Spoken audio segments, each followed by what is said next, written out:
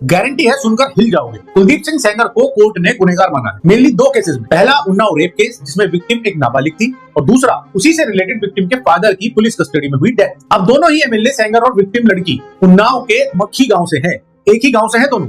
मक्खी में 60 साल से सेंगर के परिवार के प्रधान थे और विक्टिम के पिताजी और चाचा महेश सिंह दोनों सेंगर के राइट हैंड हुआ करते थे। लेकिन ईयर 2000 में प्रधानी की सीट को लेकर विक्टिम के चाचा और पापा दोनों ने सेंगर के परिवार के विरोध करते हुए उसके सेंगर के अगेंस्ट ही खुद चुनाव में उतर जाते हैं।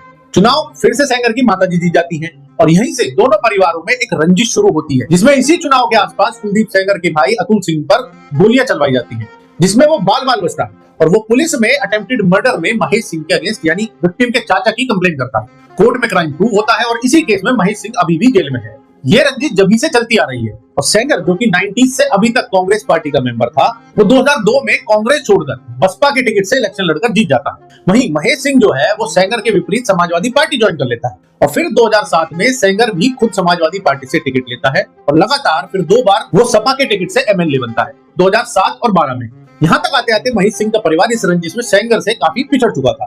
फिर चुनावी हवा बदलती है और 2017 में सेंगर बीजेपी ज्वाइन कर लेता है और फिर जीतकर एमएलए बन जाता है और उसके बीजेपी में आते ही 2017 में ये पूरा कांड हो जाता है, जहां महेश सिंह जो कि अभी भी समाजवादी पार्टी से ही जुड़ा था, उसकी भतीजी सेंगर और उसके आदमियों पर रेप का आरोप लगाते हैं। पर विक्टिम के अनुसार सेंगर एफआईआर नहीं होने देता है, बल्कि उल्टा पुलिस देसी तमंचा रखने के आरोप में विक्टिम के फादर को अरेस्ट कर लेती है, जहां कस्टडी में उनकी मौत हो जाती है। इसी बीच विक्टिम सीएम योगी आदित्यनाथ जी के ऑफिस में एक लेटर लिखती है, जिसको सीएमओ की तरफ से उन्नाव के ऑफिसर्स को फॉरवर्ड कर दिया जाता है कि इसकी जांच करें।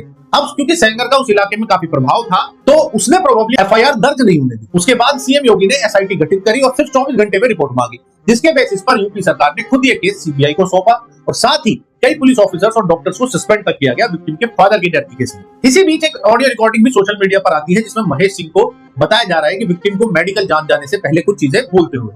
अच्छा, जो आप लोगों के जो अंदरूनी पार्ट्स होते हैं ना, चाहे तुम्हारे हो चाहे उनके हो, किसी न किसी तरीके से खरोंच मार लो।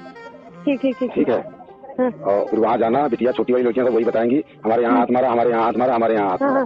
ठीक है, ये डॉक्टरी करवानी। तो वही 22 वकील जो कुलदीप सेंगर की तरफ से लड़ रहे हैं, एक बार उन्हें भी समझे, जिसमें मेन है एन हरिहरन जी, जो कि Delhi high court bar council के करंट प्रेसिडेंट हैं और ये वही हैं जिन्होंने पहले कांग्रेस के पी चिदम्बरम का केस लड़ा, अरविंद केजरीवाल का लड़ा, सतिंदर जैन का लड़ा, सोमनाथ भारती का केस लड़ा, कोल स्कैम में कांग्रेस के कोल मिनिस्टर रहे संतोष बागरोडिया का केस लड़ा, दिल्ली के चर्चित कॉमनवेल्थ गेम्स में कांग्रेस के सुरेश कलमाडी का केस लड़ा, यहाँ तक कि पहले समाजवादी सुप्रीमो मुलायम सिंह यादव का भी केस लड़ा। इतने इंपॉर्टेंट डिटेल्स को जाने बिना कैसे ए टू जेड सभी इन्फ्लुएंसर्स ने एक अलग ही नैरेटिव बना दिया इस केस का। कहीं ने तो बीजेपी को ही दोषी बता दिया। वैसे तो सीबीआई मोदी के कहने पर काम करती है, तो यहाँ सीबीआई जो इसे सजा दिला रही है उसका क्या?